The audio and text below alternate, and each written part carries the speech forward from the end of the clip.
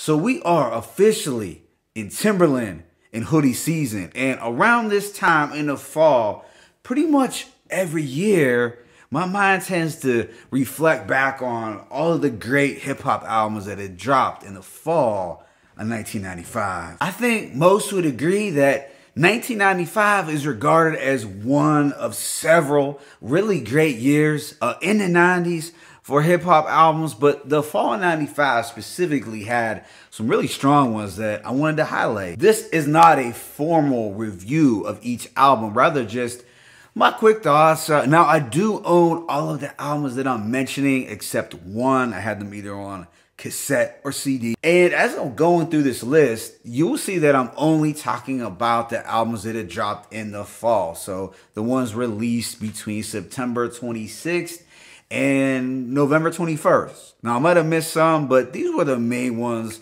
the must-haves or the real standout. Starting with September 26th, we had Das EFX's Hold It Down, Kool G Rap's 456, and RBX's The X-Files.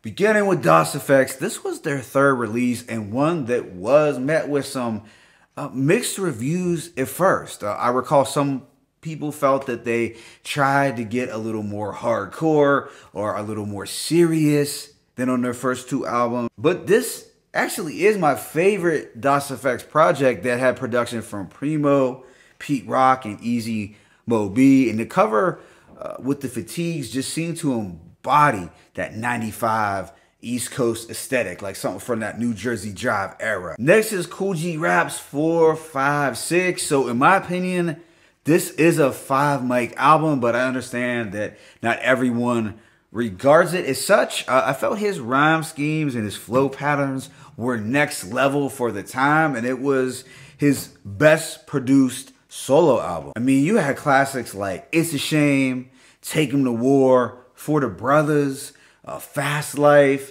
and Blown Up in the World. Yeah, this G-Rap always had the most replay value for me. Then there was RBX's X-Files. I'm not sure how many people actually bought this album, but at the time I was curious to hear how it would sound given all the work that he did on Death Row. And I recall wishing that it would have had more of the G-Funk sound to the production than it did.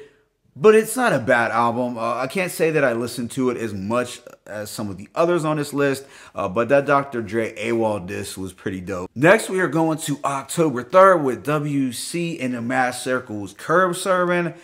Much like the RBX, this was another project that I owned, but I didn't revisit it too much, although I do remember liking it more than the RBX. I suppose I'll give it another listen sometime soon. So the following release date, October 10th, was really stacked. You had AZ's Do or Die, Jamal's Last Chance No Breaks, KRS-ONE's self-titled album, a Menace Clan album, Mystikal album, JT the Bigger Figure, and Souls of Mischief. So starting with AZ's Do or Die, I do view this as a 5-mic album, while some do not. I already did a review for it on this channel, so I'm not going to say much here other than it's my favorite AZ album, and I feel it's a top 10 mafioso album of all time, and Mo Money, Mo Murder, Mo Homicide definitely hits different around this time of year. Then there was Jamal's Last Chance No Breaks. Jamal was a kid rapper, and this was his Def Squad debut album. I'm not sure how others received this project, but it was very nostalgic for me, probably because I was a kid also at the time. But I do have this as a strong 4 to 4.5 mics. You had production from Erick Sermon, Redman, Easy Mo B, Mike Dean, and Rockwilder. Also, dope appearances from Redman, Erick Sermon, Keith Murray, and LOD. I had always hoped that we would have gotten more albums from Jamal, as he had a unique style, but he unfortunately faded into obscurity in the late 90s. There was KRS-ONE's self-titled album, which is probably my favorite KRS-One album and easily his best produced. I mean, it had 3 classic beats from DJ Premier, production from Diamond D, as well as KRS-One himself, who back in 95 did produce several bangers. At least I like the stuff he did for Channel Live Mad Lion, Broadway, and what was on this album. Next was Mystikal, Maad, Mystikal. So I remember taking a chance on this album mainly because I liked the cover art and I thought his Grambling jersey was really dope, but it ended up being a really solid debut album with a lot of high energy, rugged anthems, and this was before his No Limit days when he was more underground. Then I want to highlight Menace Clan's The Hood, which was a slept on Rap-A-Lot release. The cover art also made me really curious to check out this album, as it's probably a top 10 90s cover for me. It was a project with a lot of storytelling and pro-black imagery, and the production was a blend of the Rap-A-Lot sound and West Coast G-Funk at the time, which did make sense considering that they were from South Central. I also bought Souls of Mischief's No Man's Land. It was a dope album that didn't receive as much praise as their debut, likely because it didn't have anything as stand out as 93 to Infinity, but it was a solid album that would be essential if you were a Hieroglyphics fan, and I recall Rocket Like That being the standout from the album. And lastly, for October 10th was JT the Bigger Figures Dwelling in the Lab. I'm sure some would regard this as a Bay Area classic. I actually recall getting it for Christmas, so I didn't purchase it in October, but if you wanted to hear something smooth and playeristic that personified the bass sound in the mid-90s, this was one to check out. That brings us to October 11th with Mike Geronimo's The Natural. Now, I also got this album at Christmas time.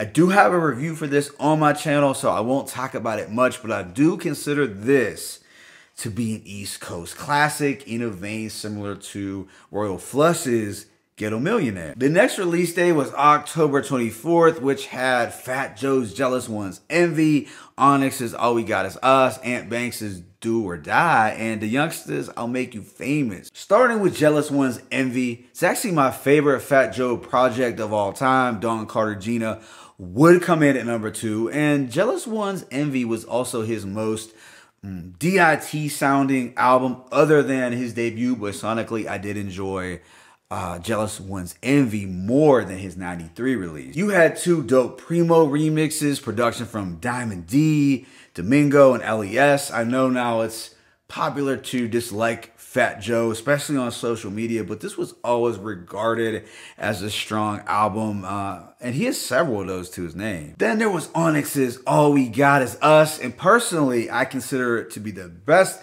album, but Shut 'Em Down from 98 was almost as good. But All We Got Is Us just embodies the grittiness of the 1995 sound. You had anthems like Last Days, which is really a top 5 or 10 instrumental from 95.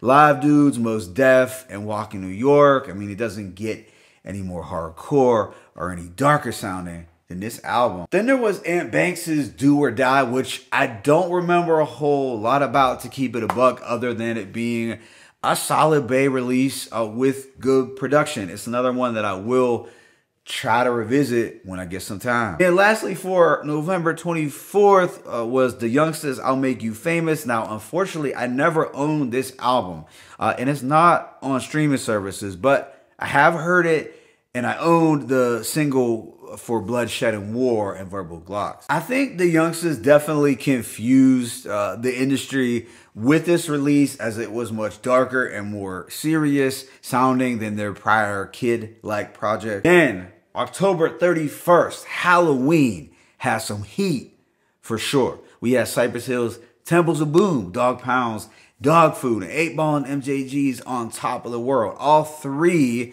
are classics in my opinion, but most would regard the Dog Pound album as the universal classic of the 3. Temples of Boom would contain some of my favorite DJ Muggs production to date. Next would be his Soul Assassins compilation from 97. Obviously, the Dog Food album is viewed as a top tier death row release. And Snoop, man, I wish he would stop playing and put all of those classic releases back on streaming services. I really hoped when you became the owner of Death Row that we would get like Above the Rim and maybe those Sam Snead projects on, but you took everything off. What part of the game is that? And A-Bone MJG's On Top of the World is a Southern classic and actually my favorite from the duo, even though Coming Out Hard is heralded as their universal classic. And I already did a review for it on this channel, so I won't say much other than it's a fantastic album that got swept under the rug with all the big releases that dropped that year. Next, we have November 7th, which was also a stacked release date with albums from The Click, Erick Servin, Goodie, Coolio, and GZA. Starting with The Click's game related, it's a solid Bay Area release with some bangers and a really cool cover art that I dug as a kid. Hurricane Slurricane is still that jam. I haven't heard this one in a while, but it did encapsulate the uniqueness of the bass sound at the time. Then there was Erick Sermon's Double or Nothing. It was a project that flew under the radar despite having some popular singles. Unfortunately, it does not get mentioned with a lot of the 1995 releases, but it's an amazing Def Squad album, and without a doubt, my favorite Erick Sermon release. E-Double was in his bag on the production front, and we had strong verses from Redman and Keith Murray throughout. I also bought Coolio's Gangsta's Paradise, so RIP to Coolio off top, and people tend to forget that Coolio could rap. And Gangsta's Paradise was actually a decent release that some purists or some hardcore heads likely overlooked because of Coolio's popularity and his crossover appeal, but it had good storytelling records and a dope posse cut at the end with Razzcab. Then there was Goodie Mob's Soul Food and GZA's Liquid Swords, two albums that are viewed as mega classics without a doubt. Soul Food is regarded as the universal classic, while Liquid Swords is likely too, but it's definitely a top 2 Wu-Tang solo release.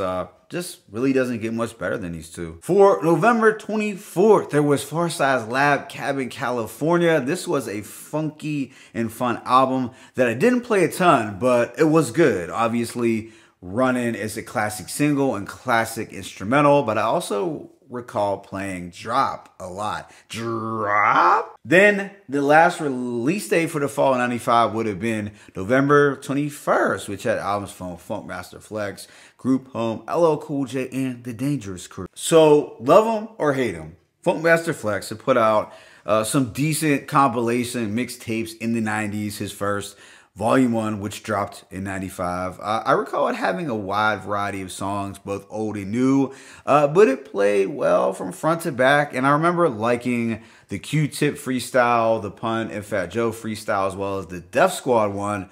And also love Hangover with Sadat X and Akinelli was pretty hard. And let's be specific with Raekwon, Freddie Fox, Tragedy, and Havoc. Then there was Group Home's Livin' Proof, which I have as a personal classic, and we know the production from Primo was top notch and some of his best work of all time, but some folks just didn't care for Lil Dap and Malachi the Nutcracker as rappers. They thought they were whack.